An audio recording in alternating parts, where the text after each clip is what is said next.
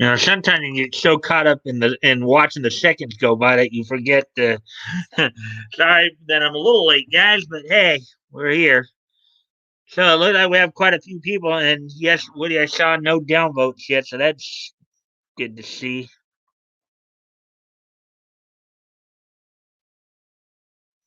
Let's see, good cat. Jello, Leto, Solid, and Mike, of course, and a bunch of question marks. Yeah, feed the algorithm, don't they? Yeah, they do. Hey, Mike. Hey, guys. I believe they do. Hmm. Lurking. Yep. So, yeah, we got 5 people already. Wow. So, how's your day going, guys? It looks like a lot of you. Oh, there's the downvote. Uh, somebody's being funny. Oh, well. As always, guys, though, I do appreciate the likes and the shares. That does help with the algorithm as well. You know, always better to be well above 50%. So, um, but yeah, that guy with the question marks, I think he's the guy that Backdope kind of went off on the other day, a couple weeks ago. Oh, anyways, let's see now. Just look and see if there's any other comments here. No. Oh, the guy's just lurking about. Anyways, so 4 are watching now. Okay. Oh, anyways, good. La la la. Yeah, yeah, Leto, you were first tonight. I guess because you don't have to work tonight, right? So you were able to, so you were able to actually get settled in at home.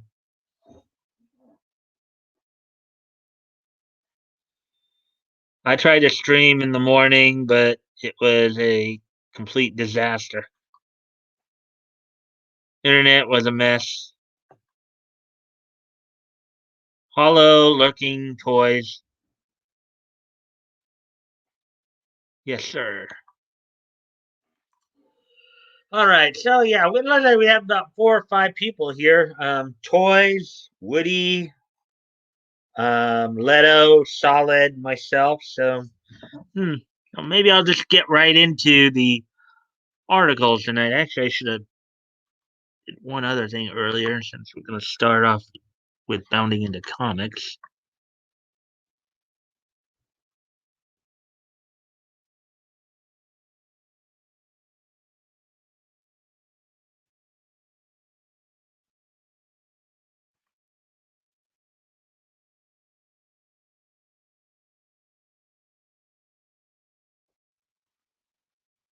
Okay.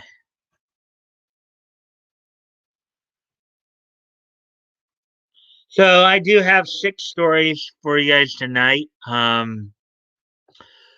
of them from comics and one each from anime and television. Um, excuse me a moment while I go off camera here for a sec.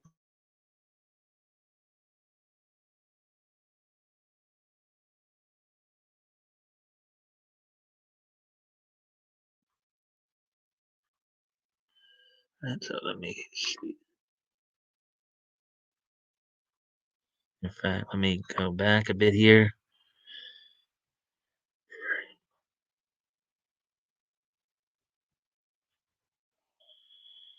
Let's see. I'm just reviewing real quick the article. Oh yeah, that one's a Disney Plus one.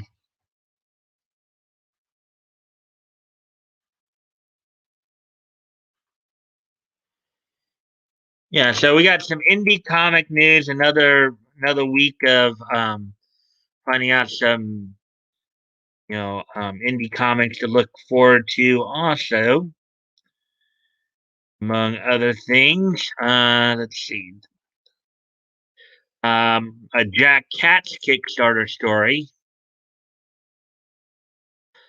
a Berserker profile piece, and also a Wonder Woman profile piece, as well as a Disney Plus story and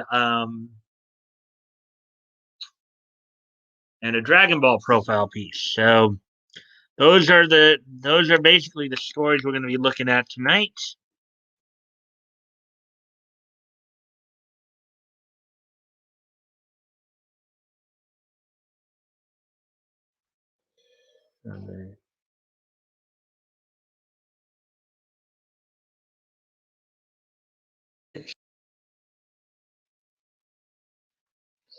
All right, so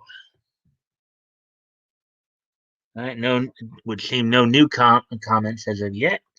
Okay, I know I've been kind of quiet here. Oh, the oh wow, the YouTube saying only two are watching now, and there's no downvote. Okay, so anyways, um, yeah, so we got some interesting stories tonight. But where'd everybody go? Because now we're down to two people. You guys still here? Uh, I know Toys was lurking. I know some people were lurking, but hmm. Well, there we go. There's three now. Shared on my. Okay, thank you for the share there, Leto.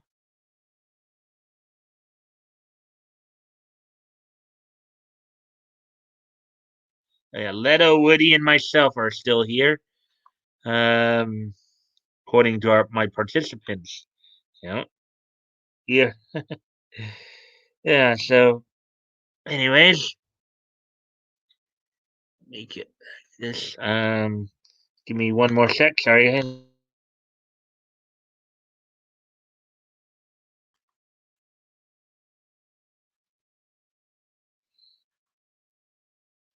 Oh, and Dave says hi. Forgot to mention it yesterday. I hope he's doing well. I hope he'll see. I understand him wanting to boycott Susan and all that, but I do hope that he will return sooner rather than later. Um, love to have his input on some of this stuff, particularly the comic stuff. So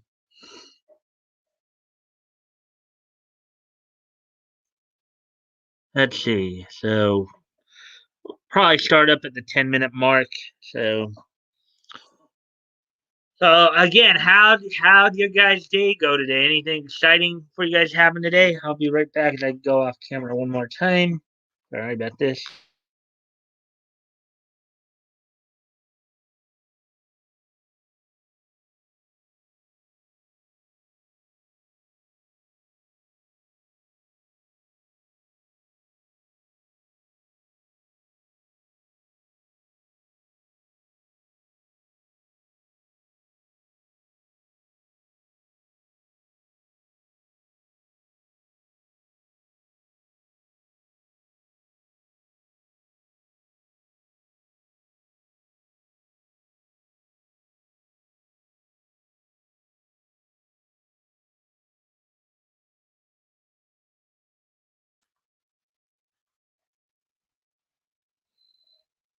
I'm back. I'm back and better than ever. Nothing exited, just messed around with editing videos, uh who posting, I'll have that loud. Uh,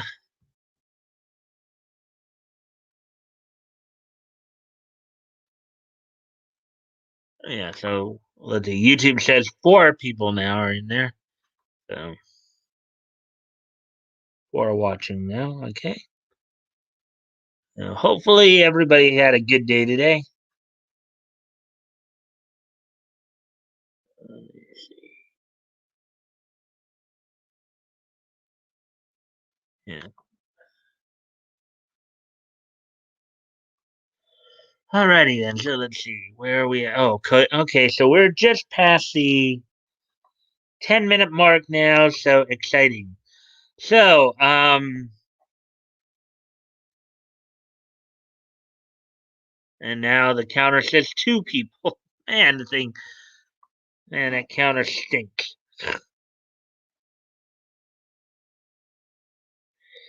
Anyways, we're past the 10 minute. We're coming up on 11 minutes, so I might as well get started then with the news stories. As I mentioned, be looking at some profile pieces on indie comics, Berserker, Wonder Woman, Dragon Ball, some other interesting.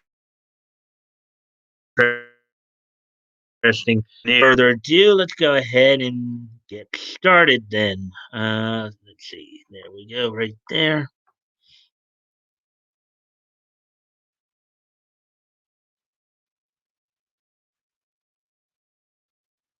Now, as you guys know, I guess these writers at Bounding into Comics been doing this over the last month or so, where they've been highlighting some indie comics that are worth your money. So here we go again from John F. Trent at Bounding into Comics. 5 indie comics that look worth your money.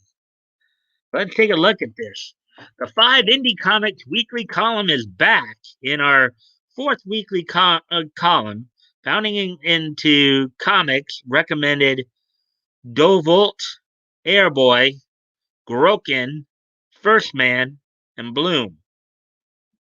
And of course, I did talk a little bit about the Airboy one too, a little bit. So that has some historical aspects to it.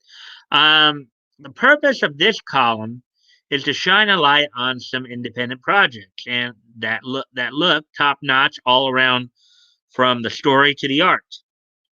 The books are not ranked in any particular order, but are simply a list of 5 independent books that are currently available to purchase now or are being crowdfunded on various platforms. So let's get into it.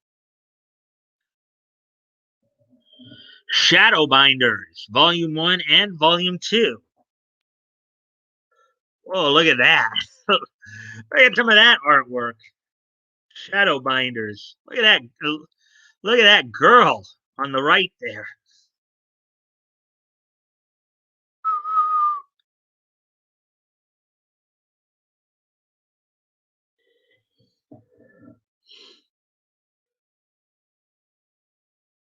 Shadowbinders is created by uh, Cambria and Tom Pratt, aka Geeky Sparkles and Neon of Clownfish TV. So it looks like Clownfish TV is getting into the act, huh? The hosts of Clownfish TV are getting into the comics act, huh? That's interesting. Let's see. The world was a better place before chat rooms started trying to fix typos. Okay. Anyways, here. The official description begins. Mia White was an ordinary high school girl with ordinary high school problems. That all changed the day she was given her grandfather's mysterious journal and an even more mysterious antique ring, one that transports her to another world.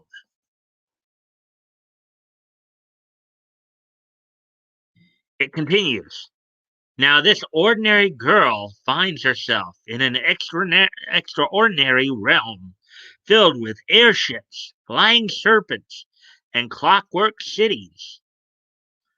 But her biggest challenge may come in the form of handsome, aloof, and downright infuriating Mage Crimson Wren. Meow! Oh boy. Oh, tweaked my voice there a little bit, my throat there, trying to do that. Well, that was unexpected. Uh, yeah!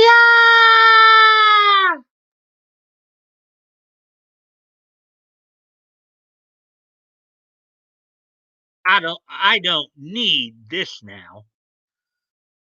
We're already behind. Sid, Sid, Sid will win for sure. Help me! Help me! And he did. The books were originally a webcomic that appeared on both KeenSpot and Webtoon.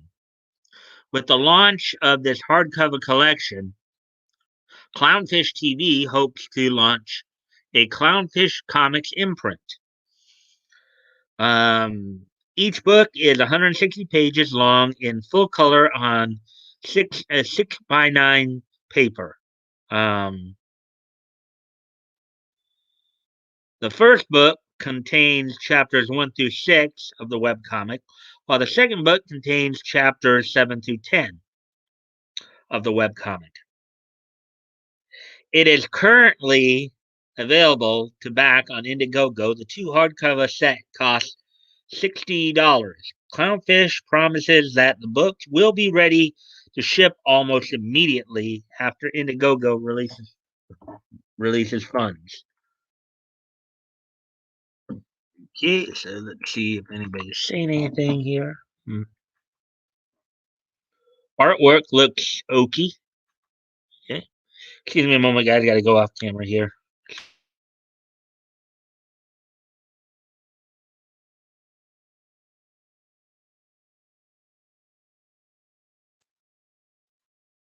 All right. So, anyways, on to the next one here. Space Bastards, Volume 1 and 2. Space Bastards, Volume 1. Look at that grin on that guy's face. Oh, boy. And you got what looks like a one-horned devil right there. Oh, my God. Hey, Woody, take a look at that.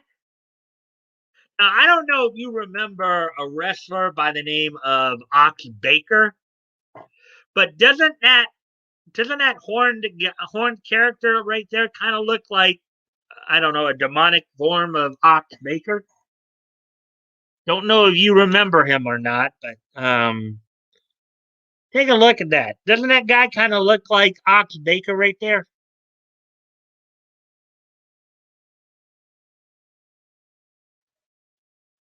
Hmm.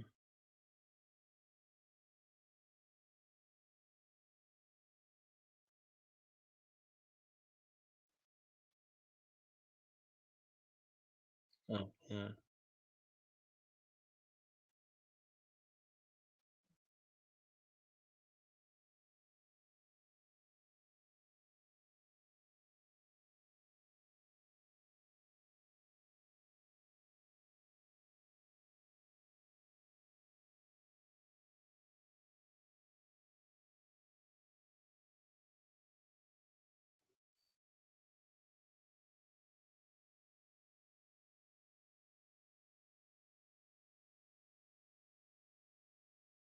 What are they holding? A bong?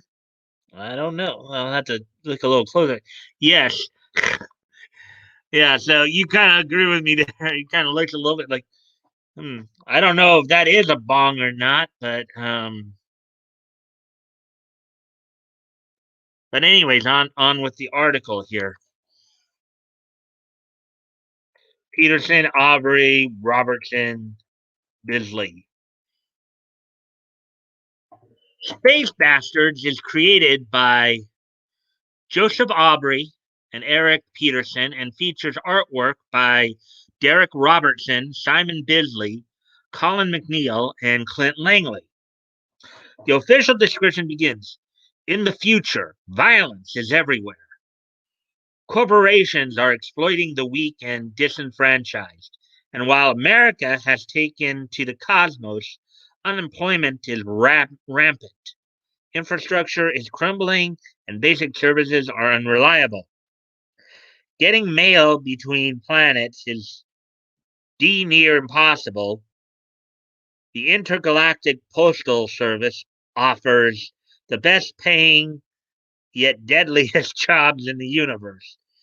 It continues. Space Bass. You know what this actually kind of reminds me of is Planetes. Planetes, I think, had a very similar. Um, Planetes is an anime that had a pretty similar feel to it. Mhm. It goes on in the Intergalactic Postal Service, IPS, I guess. Um, there are only three rules: whoever delivers a package gets paid. A postal worker may kill or incapacitate any other postal worker to steal a package and deliver it themselves. Oh man. Ah.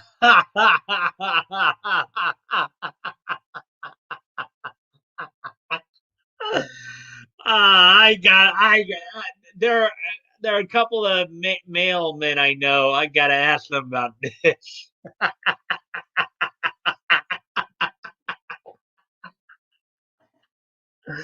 Oh, that's rich. Okay, so you can sit there and kill or incapacitate your coworker so that you get paid and not him. Okay, that sounds kind of interesting.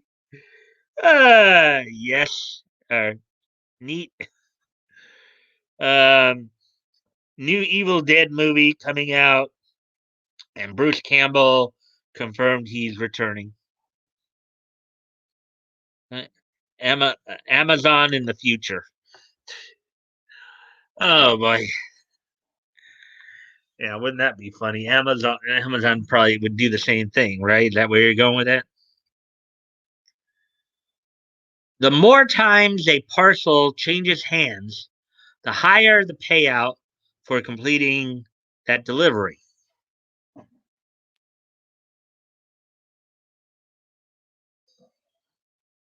The wild ensemble cast of Space Bastards features an unemployed accountant, a death row inmate, a divorced real estate agent, an alien immigrant, a raging alcoholic, a retired privateer, and a former executive assistant in their new lives delivering packages for the Intergalactic Postal Service, it adds.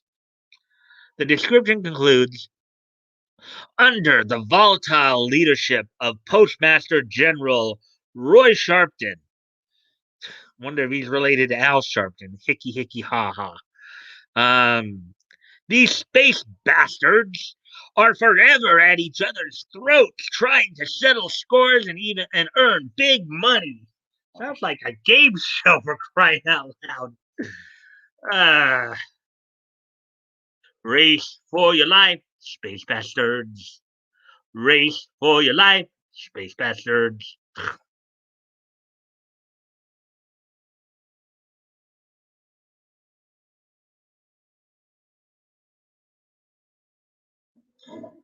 The hardcover books are 130 plus pages each. The first volume features two complete chapters with artwork by Derek Robertson. It also includes a charming tale of a man wrestling his inner demons with artwork by Simon Bisley, um, and other in universe extras. The second volume features two more chapters of the book with artwork by Robertson. It also features an amazing introduction to Resurrection Mary with artwork by Colin McNeil and a gritty story about a man forced out of retirement with artwork by Clint Langley. Da, da, da, da.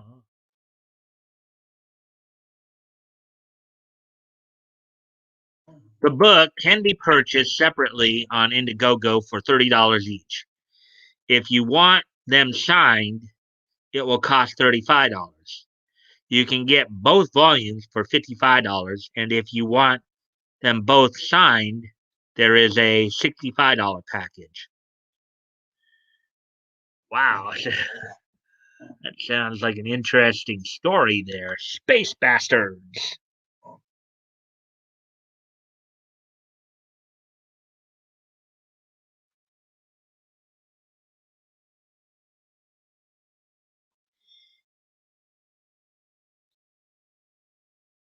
That's a great premise, I must say. Wait, oh, I see. I like this work ethic as long as I get my freaking package level. That's a great premise, I must say. Yeah, I like the art on that one. Yeah. So continuing on, then the third book they're talking about here is Arachna. I have a feeling that has something to do with spiders. Arachna is written by Marty Koppinen with artwork by Carlos Granda. Colors by Maxim Strekov and lettering by Helika. The official description begins from the secret underground lairs in the pine barrens of New Jersey to the penthouse suites of the Ritz Hotel in New York. Dark and disturbed minds are planning a wave of terror and destruction. People vanishing, taken by power hungry mad scientists, or dying in the hands of gruesome mutated serial killers. It continues. The citizens have a new protector, however, a masked avenger. She uses the concrete jungle of New York City as her playground, sticking to walls and swinging from organic webs she shoots from her fingertips. Her name is Arachna. Oh, brother, this almost sounds like a Spider-Man ripoff.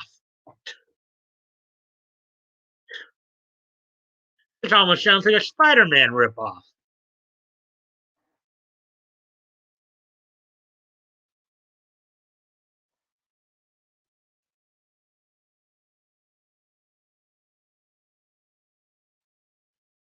Uh,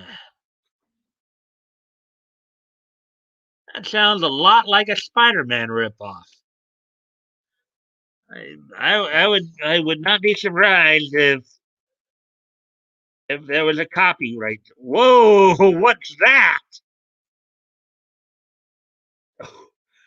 Okay, maybe a Spider-Man ripoff with some very risque aspects to it. Somebody's somebody's a bondage fetishist. Oh man, I gotta read that particular panel right there. Let me see if I can enlarge this.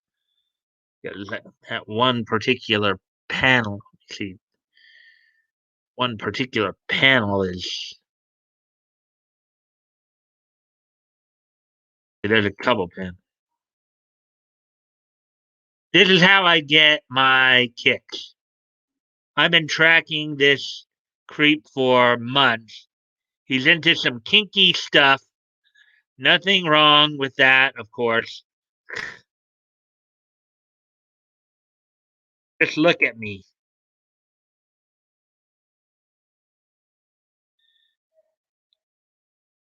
Problem is, um, Doreen lives to skewer, skewer victims a harsh, like a shish kebab, and eat them after the. Oh God! Whoa! Whoa! That was like a rated R or X version of Spider Man. Bar none. Oh my goodness. Oh boy. Let's see if you guys are picking up on any of this. Yeah, Mike, but she's hot. Yeah, no kidding. Yeah, she's hot, all right. This is a rated R Spider Man. A rated R Spider-Man ripoff. Enhance, Mike, enhance. Enhance, enhance, enhance. Just print the GD. Hey, Batgoat. Welcome to the stream. As always, guys, of course, I do appreciate the likes and the shares. If you can help out with that and help get the algorithm up, get more people in here. Let's see. Oh, and to grab that. That's from the Super Troopers. I made a funny. Yep, you did there, Batgoat. Hey, Batgoat. Yeah, there are some interesting stories we're looking at here. This one really takes the cake. By day, the timid Janice is your average everyday college student at the Pratt Institute who wants her hot couture fashion designs to grace runways one day. By night, so okay, so we not only have okay, now we're almost getting to the point of it being a Spider-Man and Superman ripoff because now apparently her alter ego is some form of Clark Kent, maybe.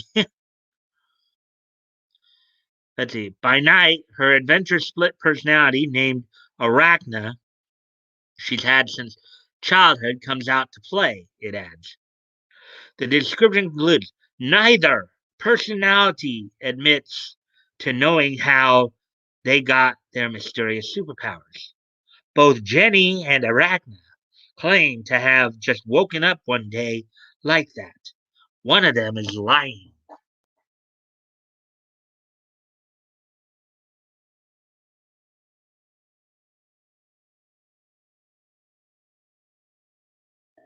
The book is 48 pages long with full colors. It features multiple variant covers from Carlos de Tolly, Reg Vincent, and a cosplay variant. Yeah, that would be popular. It is available to back on Indiegogo for 25 bucks. Shotgun Samurai. Hey, that's almost an oxymoron. Joe Ball cover. Shotgun Samurai comes from creator Donkey Madness. Donkey Madness, huh?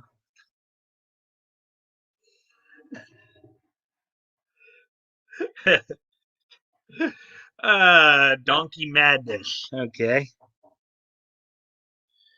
Here's the official description. The Shotgun Samurai has left his old life behind him. After being made aware of the atrocities he has committed, he now seeks to make amends for his past life. It continues.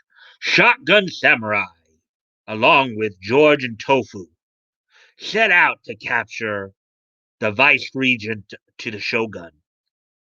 Little did they know the trap they set up was actually a trap set for them. The description concludes the vengeful ninja with no face has trained his whole life for the moment when he can finally get revenge on the Shotgun Samurai.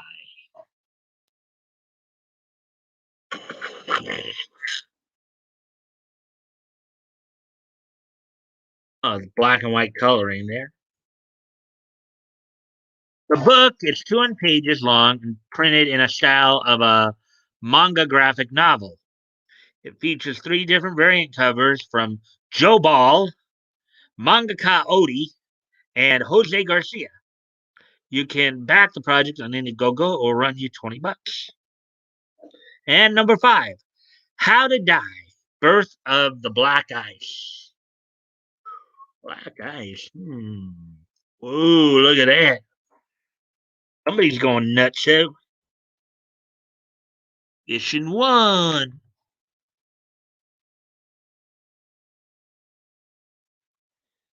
Even all. Excuse me for the burp there. How are you today? Hi, Batgoat. I'm good. I hope you are as well. Yep. Better than Donkey Punch. Thank you, ladies and gentlemen, and good night. Oh yeah, yeah. Nobody wants a Donkey Punch. Oh boy. Shotgun Samurai, laugh out loud. From the masters of karate shotgun. Okay. Uh, don't know about that, but yes, I'm good, Bat Goat. Thanks for asking, dude. Oh wait, we get a couple more things. Hey, Bat Goat. Yo, toys. We're up to 5 people now. Yay, 5 people.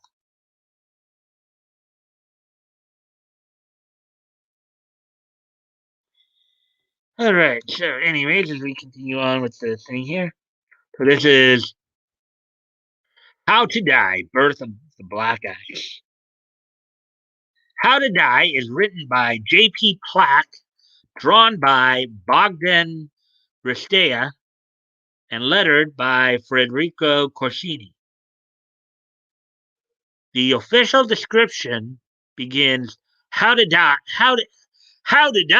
is a series about the horrors lurking in the dawn of evolution, where humans develop superpowers not for survival, but from lack of purpose. It's a world where the dregs of humanity, the listless, the lost souls dangling from the lower rungs of society can become gods, but only if they know how to die. Continues.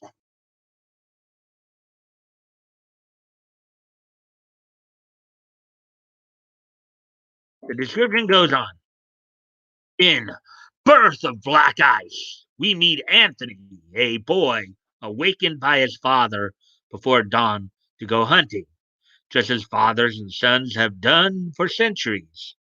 But this is not like those hunts, however, as they seek not to scout buck in the chilled morning, but the soul of a useless man.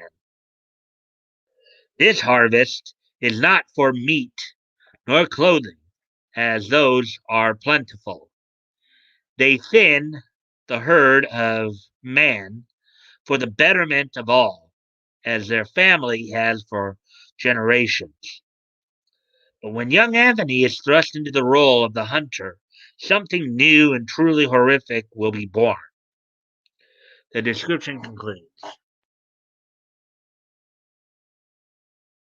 Birth of Black Ice. How to Die is a 28-page book that uses grim grays to paint a dark world and tell the origins of a monster. Sounds like the anime monster.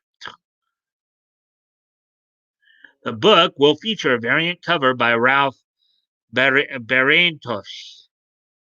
You can back How to Die for 15 bucks on Indiegogo. What books are you backing? What are you what have you been reading that's good? I'm still about ready to laugh it up for that one Arachna. That one's like a rated R Spider-Man Superman ripoff. Uh see what you guys are saying here. From the makers of Explosion Howlitzer Guy. Laugh out loud. Never seen the anime Monster. Yeah, it's probably one. It's one of those that it's a surreal one. Um, Back in the late 2000s, I think it came out like in 2005, six, somewhere in the late 2000s. There, it was actually on I think like one of the cable channels for a while there, but it was kind of a slow moving anime. So, heard about it before. I've forgotten about it. Yeah. So, anyways, let's get ready and move on to the next story.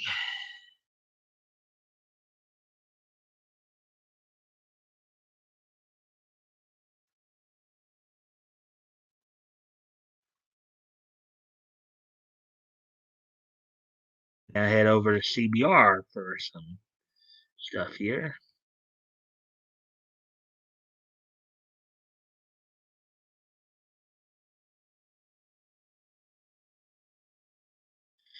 Here we go.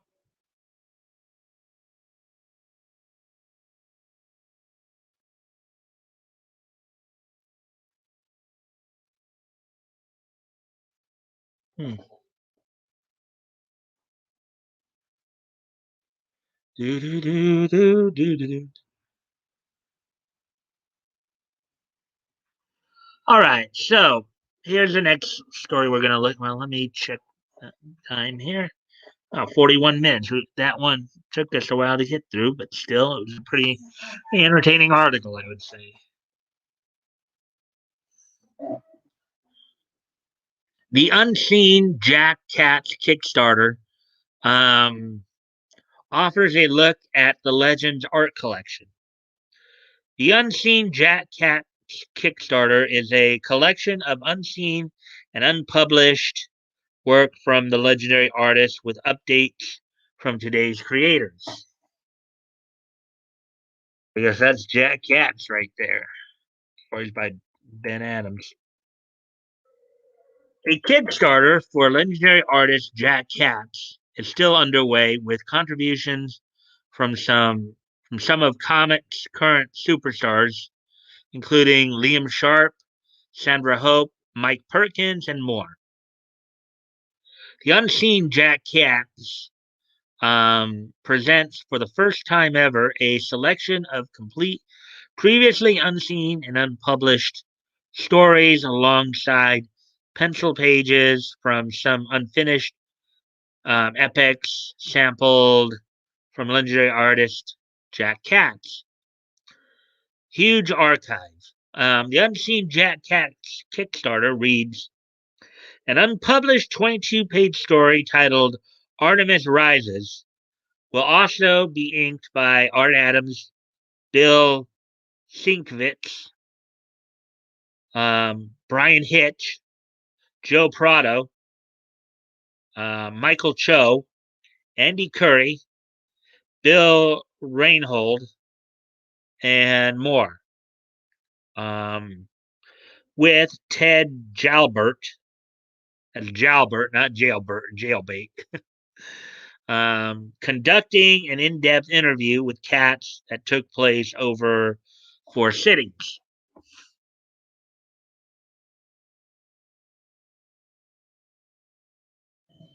The latest update to the Kickstarter by Sharp enlists Joseph Michael Linzer to help co-create the project's dust jacket with Katz. Sharp also showed off his color work over Katz art for the First Kingdom print, which is one of the rewards for backers. Pledges of $15 or more receive a PDF copy of Unseen Jack Kat's book delivered before the print edition. The first edition portfolio is available for pledges of $30 or more, with both deliveries estimated for May. A pledge of $220 or more grants a book and portfolio bundle. The Unseen Jack Katz Kickstarter has currently raised $837,184 of its $5,000 goal. Of its 5,000, wait. Oh, I'm sorry. $37,184 of its $5,000 goal, with 65 hours left. 37,000, 5,000. Wow, so they went past the goal then, it looks like. There we go. So there's the story. That's a pretty little tidbit there.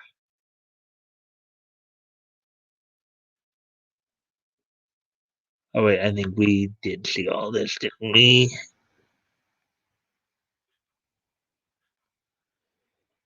Gonna go grab a drink. All right.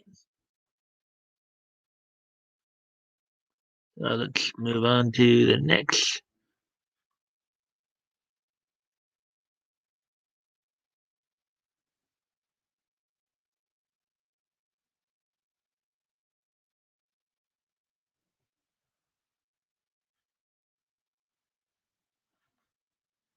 Alrighty then. So, anyways, on to the next story here. Uh, wow, we're already at 46 minutes. Okay, I missed that story, but it looks like we're moving on to the next story. Yep, yep, that's what we're doing. The ones here on CBR go pretty quickly, so that's the thing. Only things on CBR that really take a bit of time are the interviews. But anyways, here's the next story. We'll be looking at. Berserker shows how brutal Keanu Reeves' Wolverine could have been. Keanu Reeves getting into the comic scene here. Keanu Reeves, Matt Kent, and Ron Garney's new comic Berserker might be as close as we ever get to seeing Reeves take on the X-Men's Wolverine. I don't know if that means takes on the role or what. Warning: the following contains spoilers for Berserker #1 by Keanu. Oh boy, okay. Well, we'll just go with it. Screw it. Ron Garney, Bill Crabtree, and Clem Robbins. Over the last few years, Keanu Reeves has starred in several critically acclaimed and commercially successful John Wick movies. And I know you guys have said before you don't care about spoilers, so that's why I'm just letting it go. Because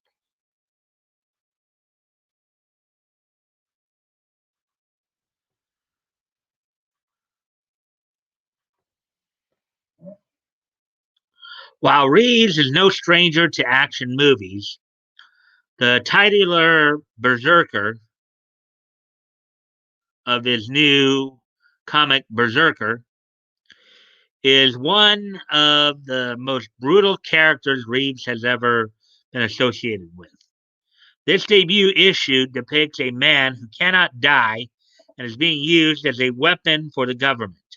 Throughout the issue, he demonstrates how he is a one man army, dispatching anyone who gets in his way with his fists, blades, and anything else he can get his hands on. Yeah, and kind of like the Omax from DC Comics. And by all accounts, this might be as close as we ever get to seeing Reeves as Wolverine. In the past few years, many fans have voiced their support for him to take over the Wolverine mantle from Hugh Jackman. Reeves himself has stated that he's too old to play the almost immortal X-Men, who is known for going into his own berserker mode, where his anger takes over and violence shortly follows.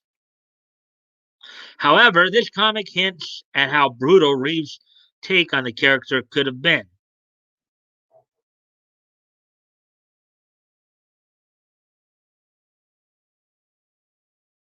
Um, the issue opens with a brooding protagonist being picked up for a new mission.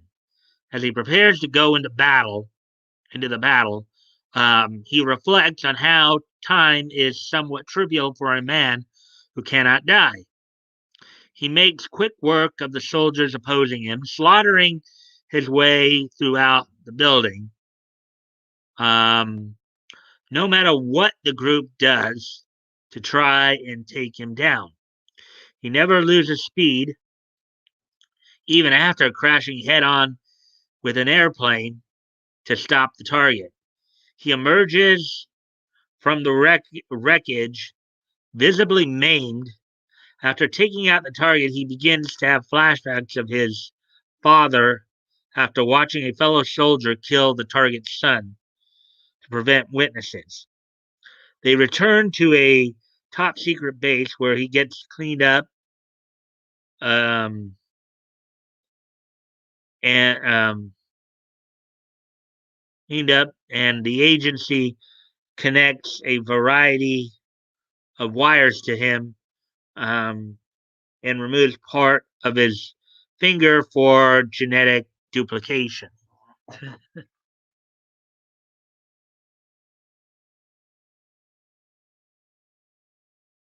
Um, Throughout the displays of ultraviolence, um,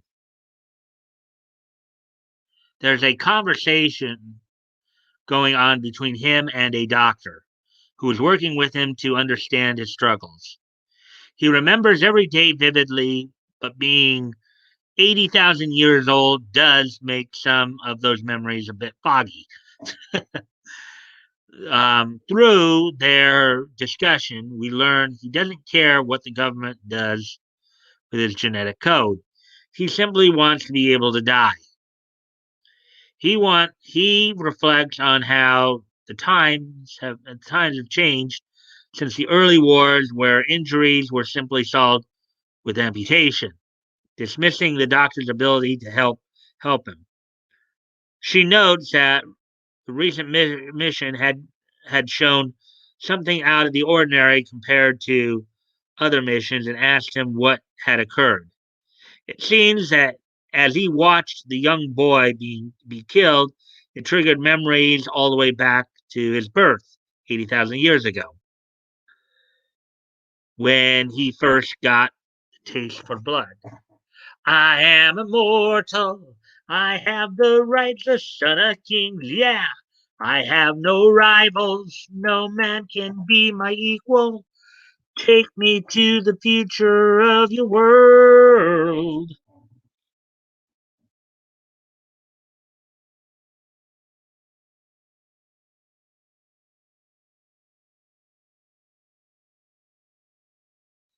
Reeves would not make a good Wolverine.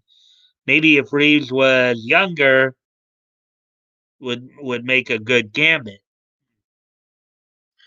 Yeah, I think even Reeves kind of acknowledged the thing about Wolverine there in the article, feeling he would have been too old to play Wolverine. Several aspects of Berserker mirror Wolverine's life, especially in his early years with Weapon X. Throughout this issue, the Berserker cuts through his enemies with a stunning level of savagery that eclipses even Wolverine. At this, at his most violent moments in comics or films, Reeves has also been open about how he would have loved to take on the role of Wolverine, but the 56-year-old actor. Wow, Keanu Reeves 56. Wow, that's kind of hard to. Time flies. But then again, it's also hard to believe that Johnny. I think Johnny Depp's the same age, 56. Uh, Said that his time to play the role has likely passed in a 2020 interview. In that same interview, Reeves said that he had a special admiration for Frank Miller's take on Wolverine, and the visceral fighting spirit of that Logan is very much a part of Berserker's bloody hero. Even if Reeves isn't destined to bring Wolverine to the big screen, his first comic book series unleashed the kind of berserker rage that would make Logan proud. And no kidding, right?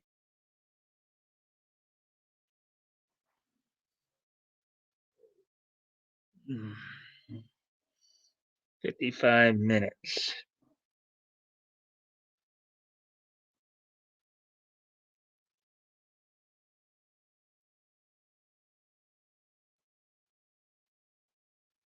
Wow, we old. uh, all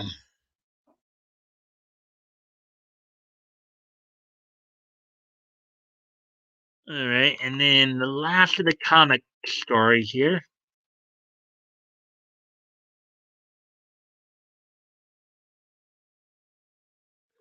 Wonder Woman's earliest comics are available to read for free. Oh my god. I don't know if DC is ready for the potential backlash of this one.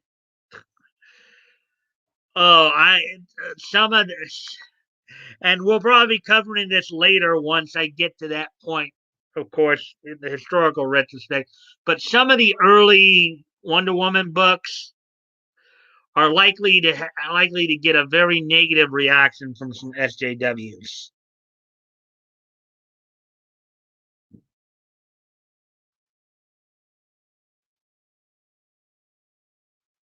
Oh, we're down back down to four, huh?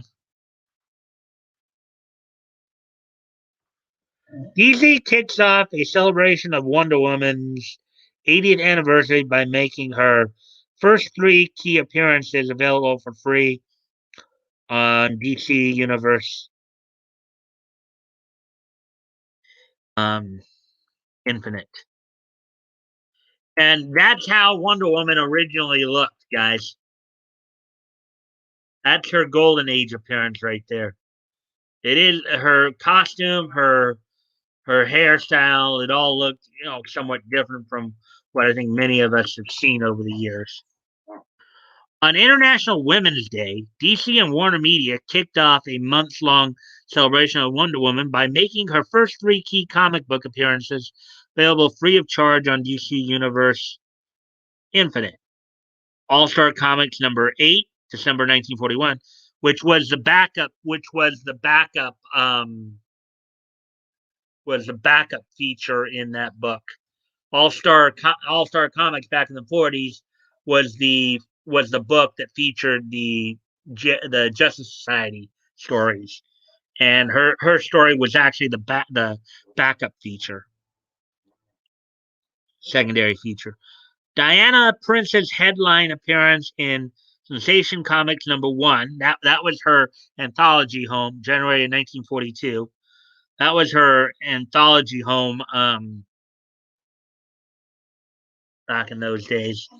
And her solo title launch, Wonder Woman number 1, June of 1942, are all available to read for free on that platform. The Amazon's origin is covered in All Star number 8's Introducing Wonder Woman, written by creator William Moulton Marston, and I've explained who he is to you guys, and drawn by H.G. Peter. Um, the story also introduces the Amazons, Paradise Island, Queen Hippolyta, and Steve Trevor, the Army Air Corps intelligence officer who becomes Wonder Woman's love interest and link to the world away from Paradise Island.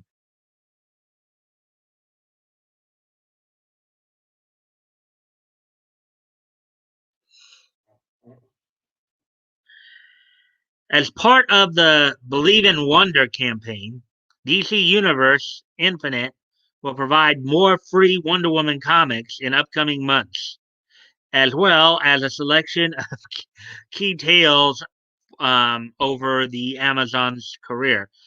Oh boy, this is going to be interesting to see what happens here. Let's see how much salt the SJWs will produce over these.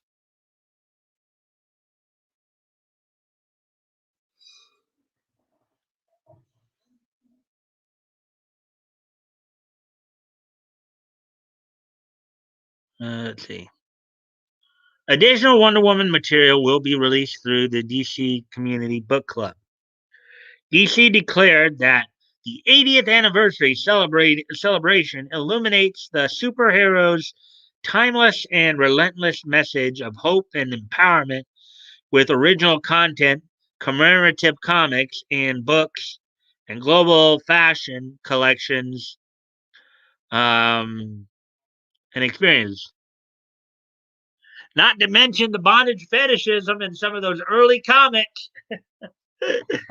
uh, Believe in Wonder, a joint campaign of DC, Warner Brothers, Global Brands and Experiences, and Warner Media, builds to Wonder Woman Day, commemorated globally on October 21st.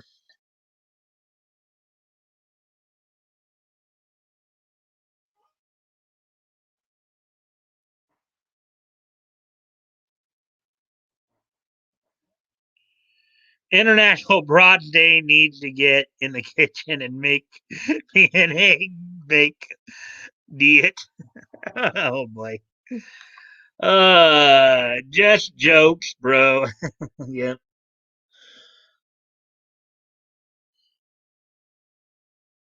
Yeah, but it's kind of funny because again, this is oh boy. I kind of wonder just how much salt is going to be produced over this because I don't think any of them really fully understand some of the content. Of course, they don't because they don't know the history of it. I know people haven't studied the history like I have, but and we'll get to that. We'll probably get to that. We get there. Oh, we're just past the hour mark now. So, anyway, so now we can move on to see. So that was we got like 2/3 of the way through the story. They got one from anime and one from television to go through. So,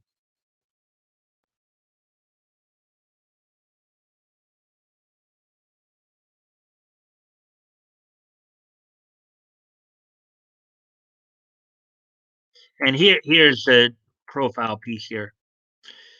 Dragon Ball: The significance of Gohan choosing to fight in Piccolo's outfit. Kind of a Dragon Ball profile piece here. Despite being Goku's son, Gohan wore Piccolo's gear for most of Dragon Ball Z.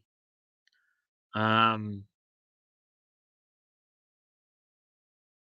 Here's why the young Super Saiyan honored the Namekian. Well, considering he was his teacher, of course, he actually it was Piccolo who trained Gohan, not Goku. Um, at least in his formative warrior career.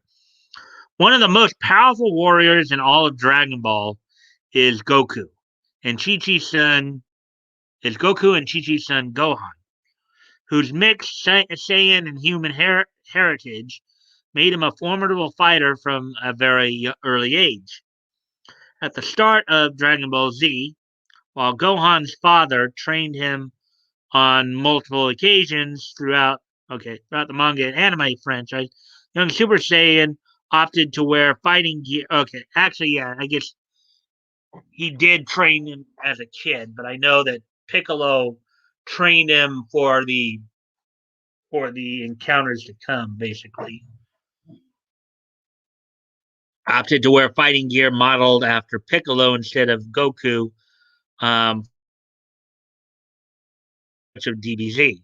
In choosing that distinctive attire, Gohan has demonstrated how much Piccolo means to him, not only as a mentor, but as a surrogate father figure during Goku's lengthy absences in his life.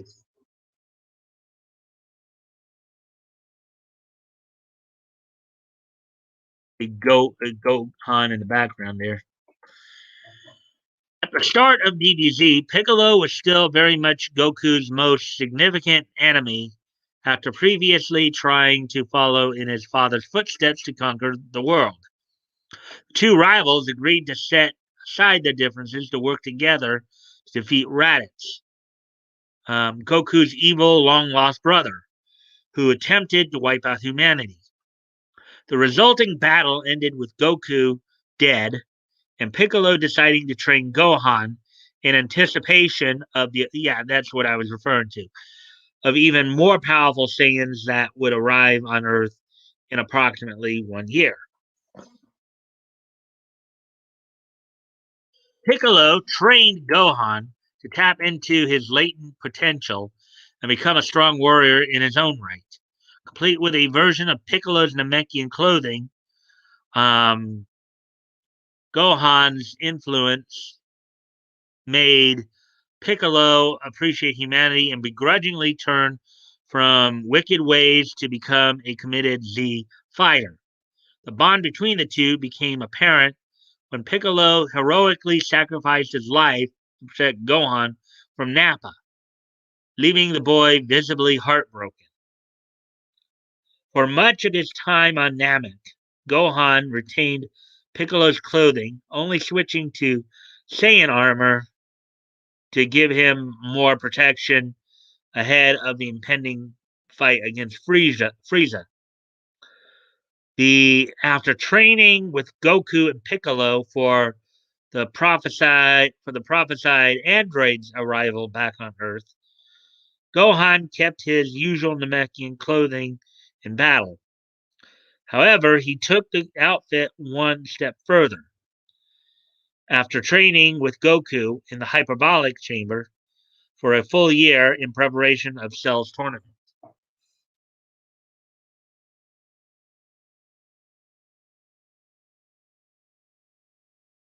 Look at that.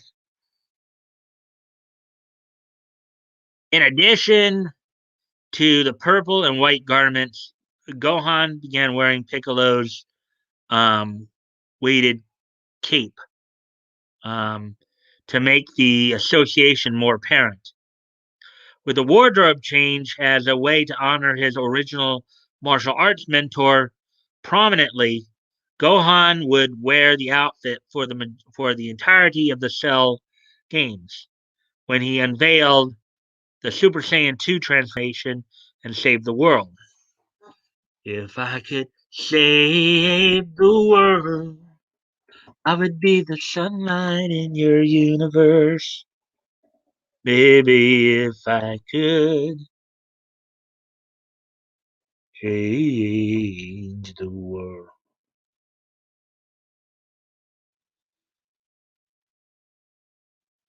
Batburger, UK over here. Piccolo's Gohan's father. Uh, that's why. Well, not his father, he's his father figure, but anyways, laugh out loud from toys. While Gohan would develop his own green and black costume to masquerade as a superhero, the Great Saiyan Man, he decided to honor his father after having his full potential unlocked by the Elder Kai and achieving the Mystic Transformation. Recognizing Goku as the greatest fighter who sacrificed so much, including his life on multiple occasions, to defend the universe, Gohan finally began wearing his father's iconic orange and blue outfit. His version lacked Goku's total school symbol on the gi, as he had not been instructed in Master Roshi's fighting style.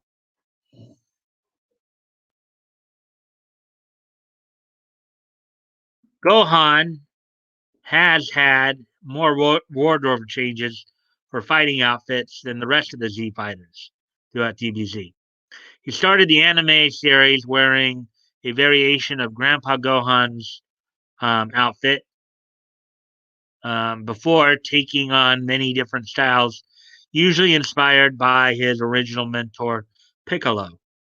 While he would take more after his father fashion wise as he reached adulthood, Piccolo has continued to remain a significant figure in his life as Gohan became a father and resumed his training throughout Dragon Ball Super.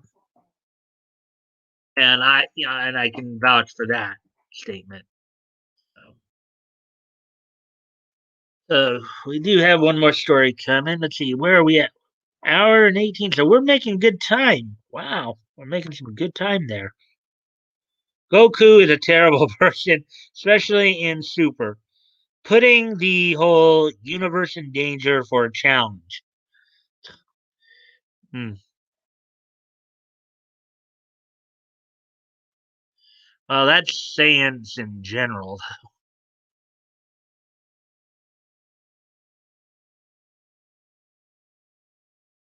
Anyways,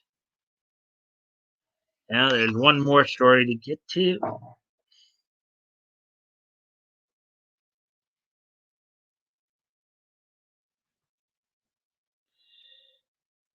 If I could change the world, baby, if I could change the world, baby, if I could change the world.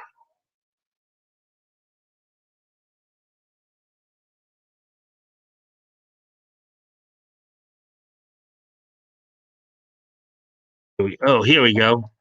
This one's kind of a major story too here. And back go, you might want to pay attention to this one because I think you might have. Know if anybody's got. Yeah, I do love in Super how Piccolo babysits Pam. Laugh out loud. Yeah, you think Pam or Parn or whatever her name is calls Piccolo Grandpa Piccolo. Hey, Grandpa Piccolo. Disney Plus passes 100 million subscribers. Disney Plus has officially broken past 100 million global subscribers less than a year and a half after the streaming service debut. Disney Plus has hit an impressive new milestone. Bob Chapek, the chief executive officer of the Walt Disney Company, announced today that the company's streaming service, Disney Plus, has already surpassed 100 million subscribers across the 59 countries that it's available. The new number comes just 16 months after the service launched in November 2019. The enormous success of Disney Plus, which was now which has now surpassed 100 million subscribers, has inspired us to be even more ambitious and to significantly increase our investment in the development of high quality content, Chapek said. In fact, we set a target of 100 plus new titles per year, and this includes Disney animation, Disney live action, Marvel, Star Wars, and National Geographic. Our direct to consumer business, the company's top priority, and our robust pipeline of content will continue to fuel its growth.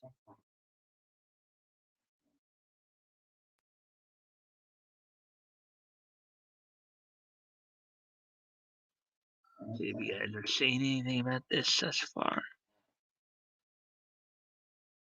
They're solid.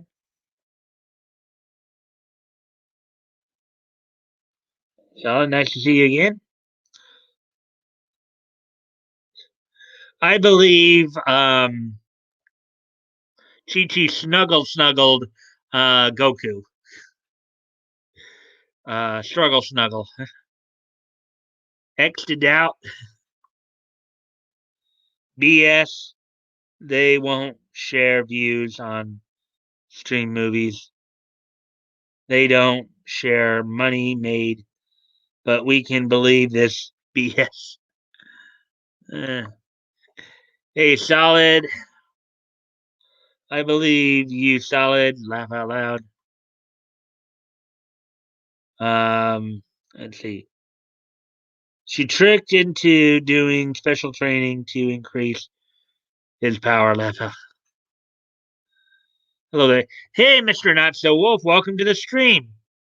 Hope all is well with you over in Mongolia. Tim Allen not asked to do Buzz Lightyear voice due to, you guessed it, he's a conservative. Bleep Disney.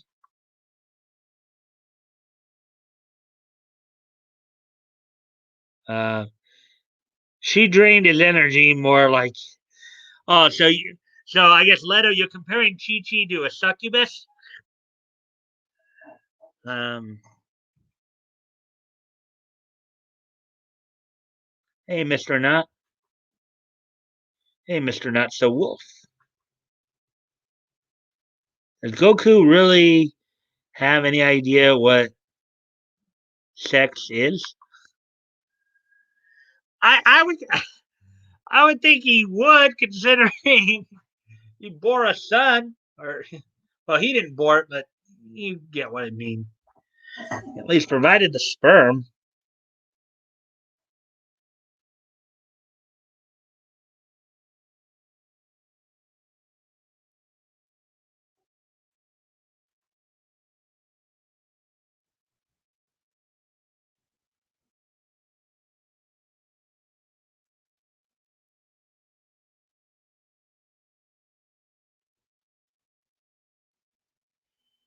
Okay, so anyways, we continue on here.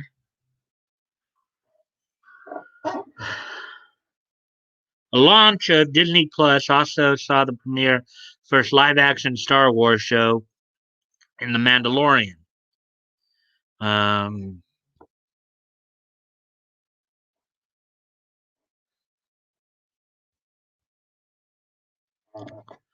the series proved to be a massive hit, quickly gaining a second season, which aired last year, and a third is in the works. Number of spin-offs, including Ahoshka or Ahsoka and Rangers of the New Republic. Meanwhile, we'll join a slew of other Star Wars centric projects on the streamer. And you have to wonder if those are going to tank because of the whole Gina Carano situation. More recently, the streaming service saw the debut of Marvel Studios move into TV with WandaVision. The show quickly became a ratings hit, beating out The Mandalorian, and the finale last week was so in demand that it temporarily crashed the site. With the future of Marvel movies still up in the air after the entire 2020 slate was pushed back, Disney Plus is quickly becoming the home for new MCU content. Next week, The Falcon and the Winter Soldier will premiere, followed by Loki in June. After that, Ms. Marvel, Hawkeye, She Hulk, and Moon Knight will all join the roster in kind. And if the series continue to garner critical acclaim of WandaVision and match the movies and social media hype, Disney Plus subscriber count won't be slowing down.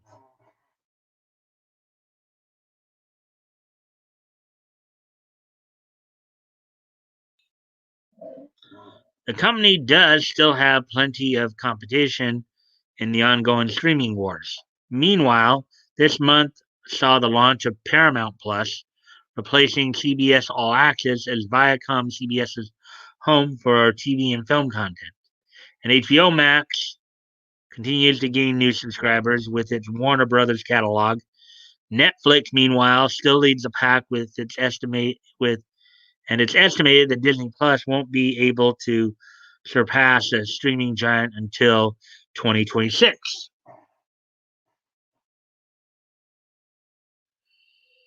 Ah, so that's it for all of that for the main stories.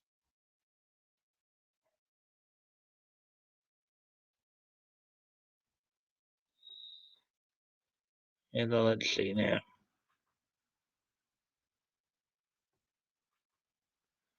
Chi Chi pegged him. Uh huh. Going back to my first statement. Oh, you believe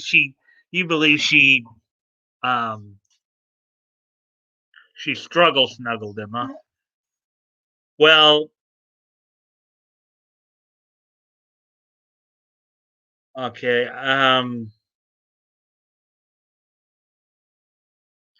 I don't know exactly how that would work. I mean, the only way she could have struggle snuggled him, as it were, would probably simply somehow found a way drug him. But considering his saying physiology, I doubt very seriously, you know, if she could have actually struggle snuggled him. Now, unless you're going on the idea of she coerced him in maybe struggle snuggled him that way through coercion, like, you know, convincing him to do so, that still would be a bit of a stretch. Um, Winter Soldier. Chi Chi told Goku she would make a very different power pole extend, release a mighty ki blast. Yeah, that's possible. Uh huh. PB key. Oh my god. Oh my god. Well, that would be one hell of an interesting sight to see. A key blast from your member.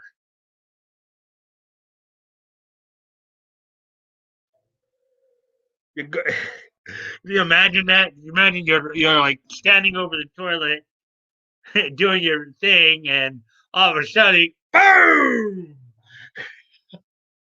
Oh boy!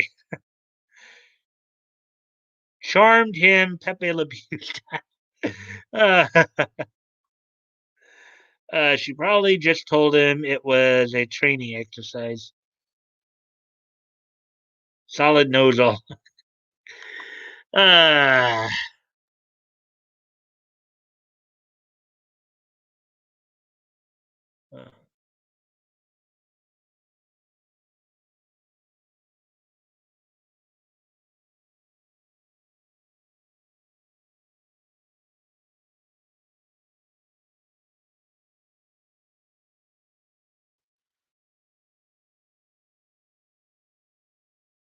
let's see.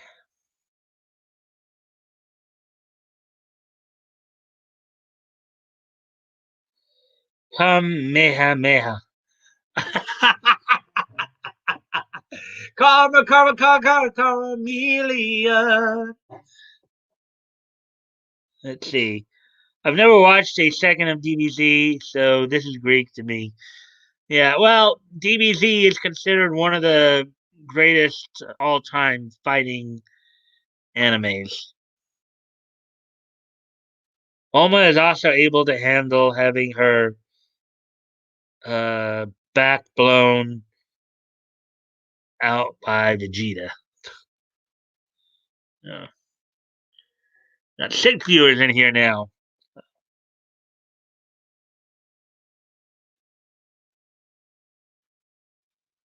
Let's see now.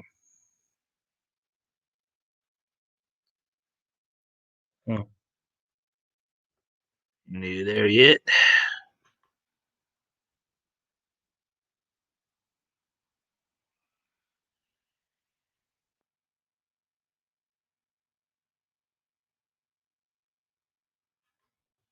So let's see now.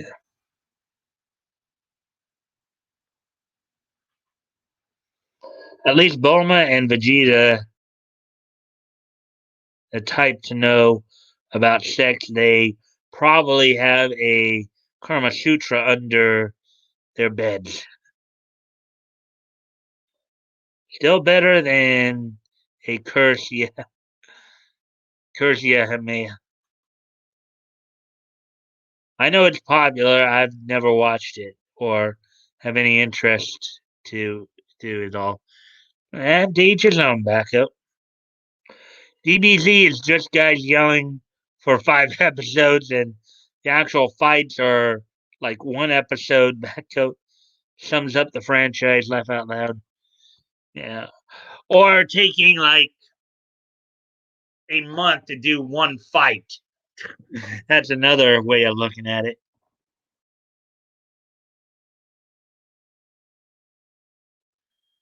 Let's see. So we're coming up on an hour and a half now, and I got through all the main stories. So toys.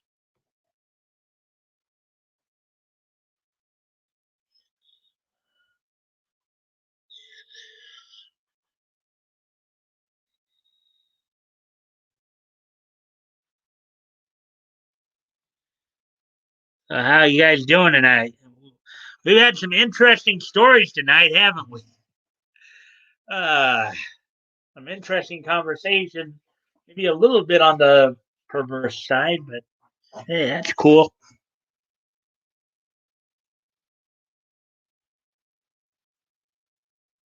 Still great. Laugh out loud. Love it. Let's see now. And I do appreciate all the likes and shares, guys. Thank you, guys, for helping get the word out. Maybe we can get some more people in here someday. Um, Also, don't forget, Batgoat and I will be getting together Friday for the historic comic retrospect.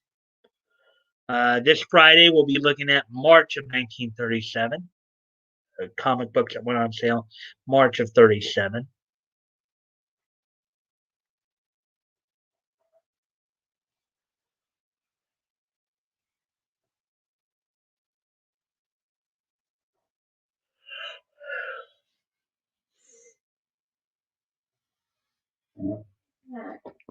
Um,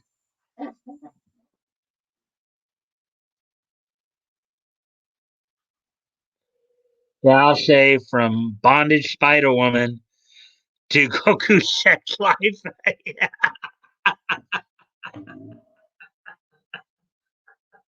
Yeah, that about sums it up there, Leno. Bondage Spider Woman. Oh boy, twas spicy. Yeah.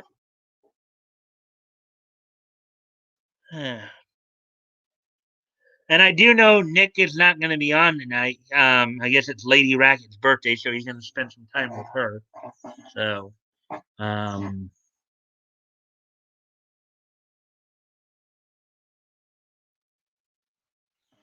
yeah, we got 6 people in here now, so that's cool. Karma, karma, karma, karma, million. Evan Bo, and Leon go.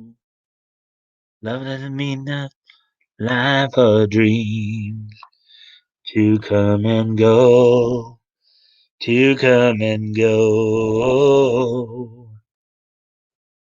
Every day is like survival. You're my lover, not my rival. Yeah, unlike Went Away. Yeah, I did. I saw that.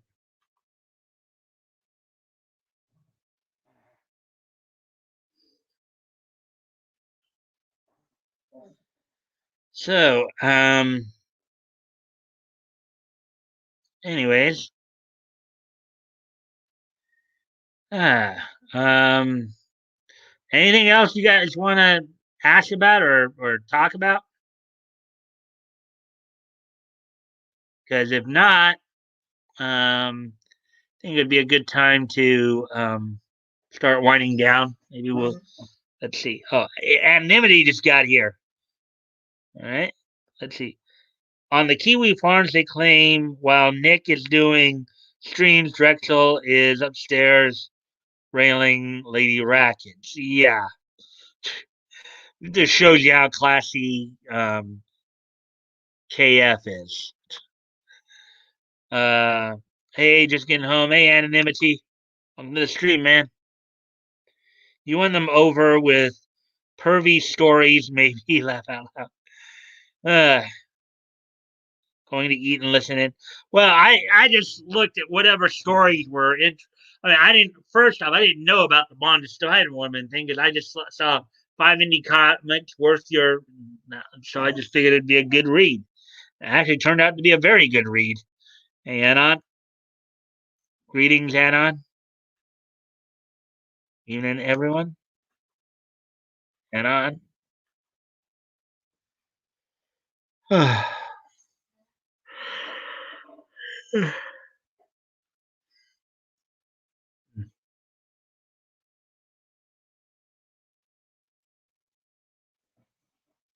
Oh, we got 6 people in here now, so that's good.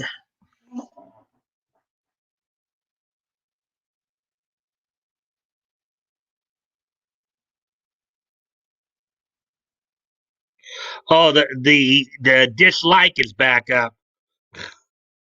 The unlike or whatever, back up.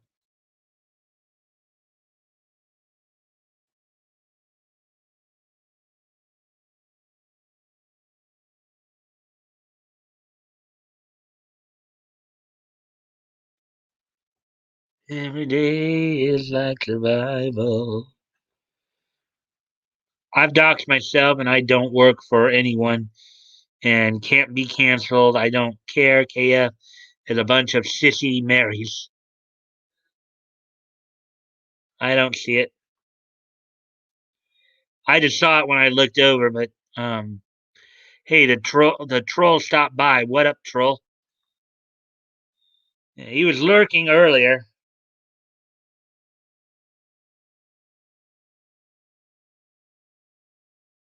Okay, now it's gone again. So it was came in and went out. So hmm.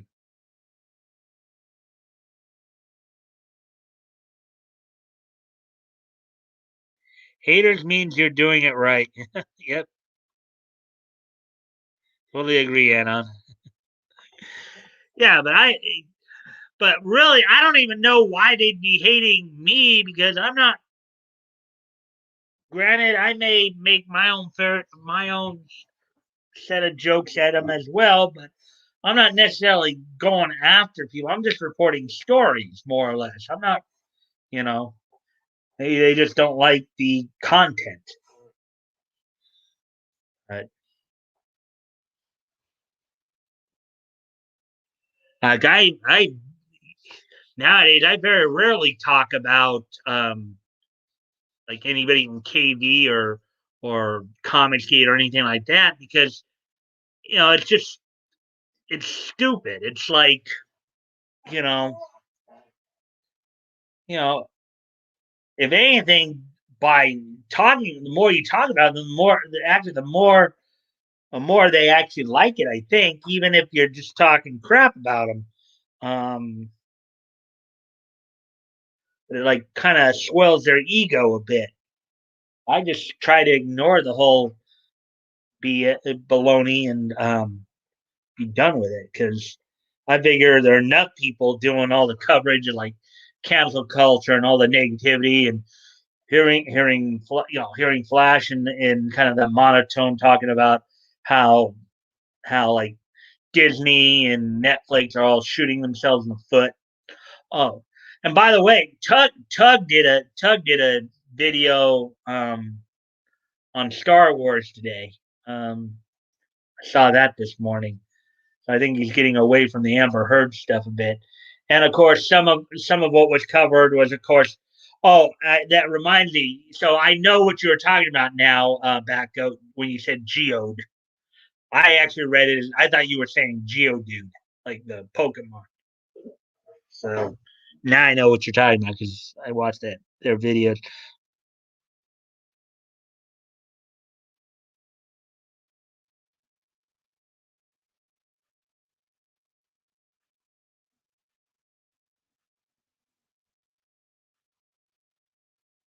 It went away.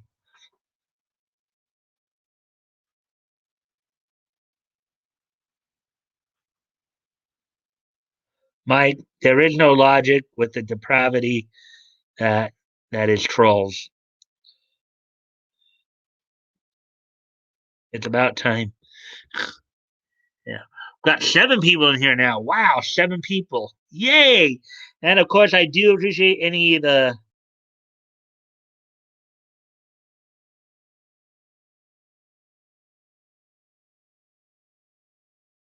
uh,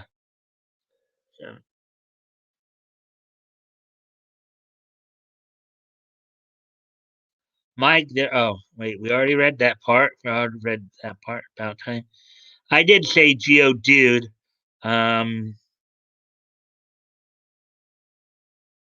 I was saying their originality sucks. Laugh out loud. Pirates of the Caribbean without Johnny Depp is not Pirates of the Caribbean. Period. hmm Not even a question. He made that original movie. Yeah.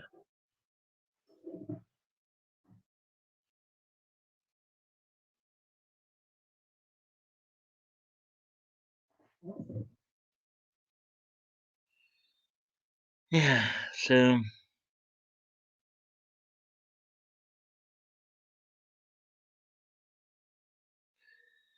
let's see. Anything else to be said, guys?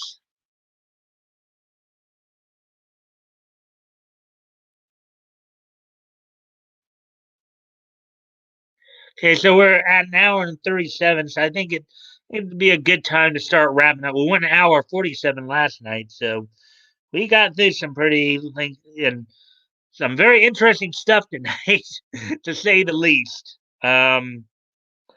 So are you guys ready for this? I think it's about time to wrap things up. So are you guys ready for this day in each history?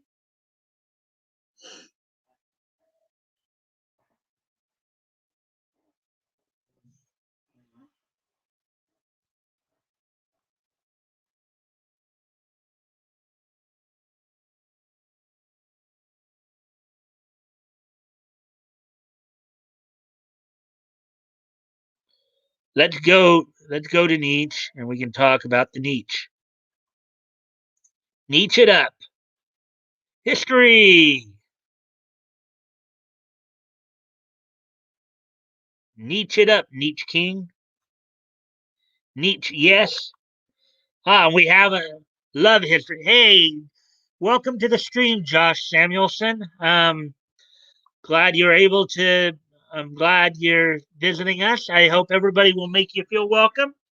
Um, I do a nightly kind of niche newscast where I do cover some stories, and at the end, of course, we're about to get into right now is this day in niche history, which I go back and look at some historical stuff, either covering sometimes birthdays, sometimes deaths, or sometimes just stuff that's happened in the past. So I hope everybody makes you feel welcome, Josh. Hope to see you on here more often. Um, About Time was the name of a short-lived '60s sitcom about two Gemini astronauts that landed and lived among cavemen. Very funny. Hey, Josh. Hey, Josh, we're a merry band of geeks. Hmm. And we went back down to six. I wonder if he, I hope he didn't leave. Hope he'll come back. And anyways, I'm going to review some stuff real quick here. Just a, okay, 61. Yeah. 2001 and 1996. Okay, so we're good to go. We're about ready to. All right, so without no further ado, let's go ahead and get started on this day in Nietzsche history. Today being Tuesday, March 9th, 2021, let's take a look back at this day in Nietzsche history. The first thing I'd like to do is wish a happy 60th birthday to the dog faced gremlin, Rick Steiner, born, of course, Robert Rex Steiner. Um, of course, he and his brother Scott were multiple time WCW, WWF, and an NWA world champion. Rick Steiner being a 9-time world tag team champion. Um, 8 of those with his brother Scott. So happy 60th birthday to the dog faced gremlin, Rick Steiner. So Steiner rised. Steiner rised. Steiner rised. Steiner rised. Okay, so now moving on to the next piece of history here.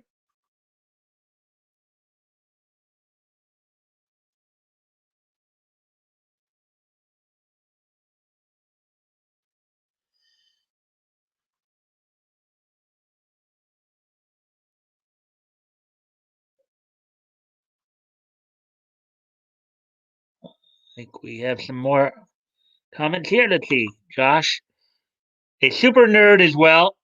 Well, I hope you enjoy the content. I hope to see you back here, Josh. No Ricada tonight, it seems. Yeah, I just mentioned that. Found Uncle E though. Uh, I stood next to him on the subway at Atlanta airport once. I was surprised at how much shorter he was than I am. Well, yeah, he's listed at as 5'11". Rick Steiner is, I think, listed here as 5'11". Let me just take a quick peek at. Yeah, 5'11". I mean, so anyways, on to the next piece. So on this date in 1996, which was 25 years ago today, Sailor Moon Sailor Stars premiered on TV Asahi. Sailor Moon Sailor Stars premiered on TV Asahi on this date in 1996, 25 years ago today. Sailor Stars was probably the one anime that was not dubbed. It was not dubbed because of the kind of controversial nature of it, in which you had kind of the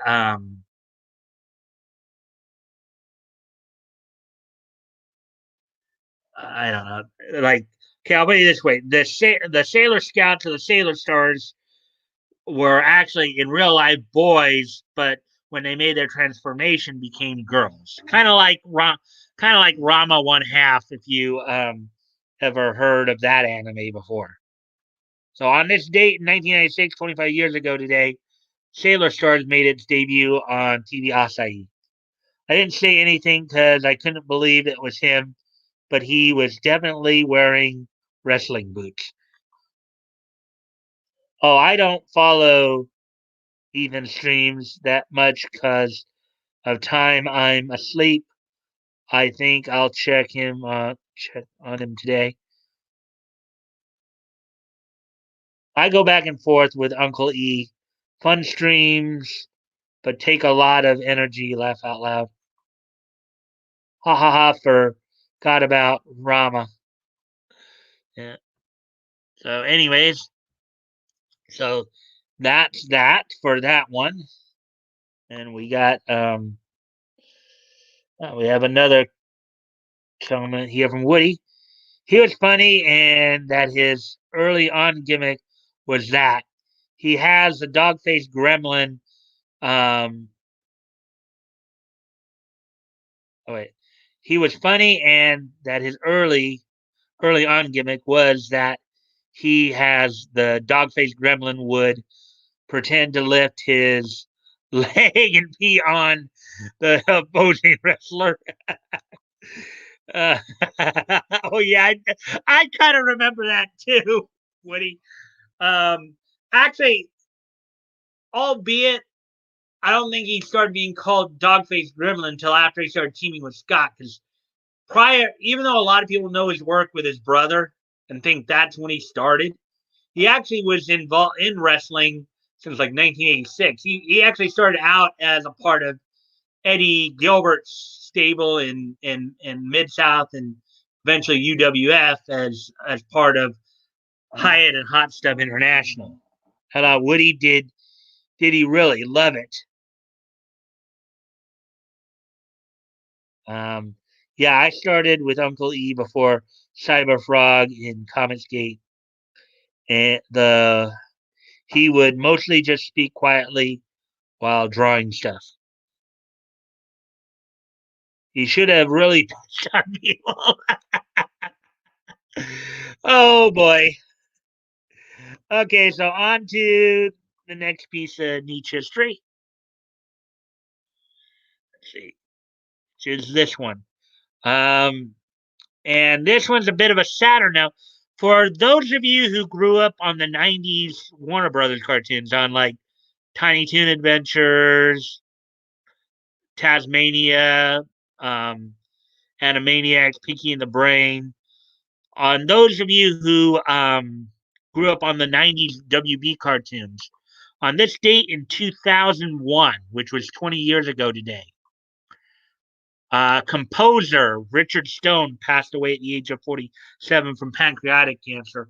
Richard Stone who was the guy who composed all the music and songs for all the 90s WB cartoons. So if you watch like Tiny Toon Adventures, Animaniacs, Pinky and the Brain, Hysteria, Plucky Duck Show, Tasmania, Sylvester and Tweety, Freakazoid, Road Rovers, this is the guy who did the music for those shows. He passed away on this date 20 years ago in 2001 at the age of 47 after succumbing to pancreatic cancer. So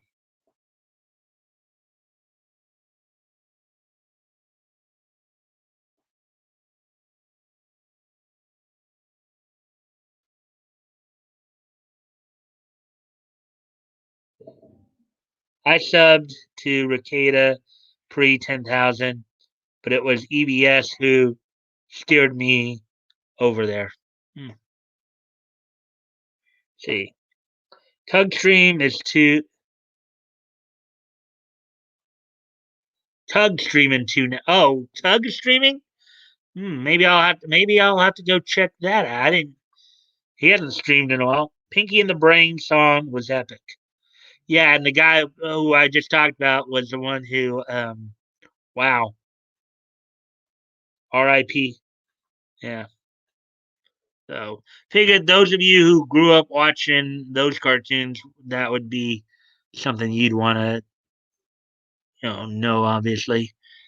And the last piece of niche history here for the night in the realm of comics. On this date, 10 years ago today, Dark Horse Comics released on the newsstands the fifth volume of the hardcover fifth volume of Boris Karloff, Tales of Mystery Archives. Went on sale on this date in 2011 for $49.99, with 240 pages. So on this date, 10 years ago today, the hardcover fifth volume of Boris Karloff, Tales of Mystery Archives, went on sale from Dark Horse Comics.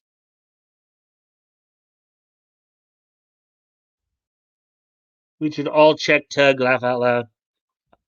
Well, I might. I'm torn between two. Ha ha ha.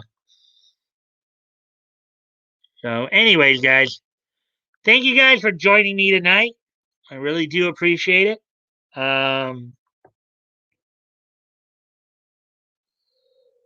Hope hope your night goes well. Maybe we'll all go say hi to Tug. Um, and don't forget Friday's a historic comic retrospect when we continue with March of 1937. And I hope to see you all back tomorrow night. Let's see these last few comments. I'll give EBS a quick look and I sometimes open both streams and push one, pews one for then the other. Peace, fam. All right, guys. I will see you all tomorrow night, hopefully. I know Batgoat, you'll be probably in a little late because of your trivia. Hope you have fun with that, and I will see you all tomorrow. Bye.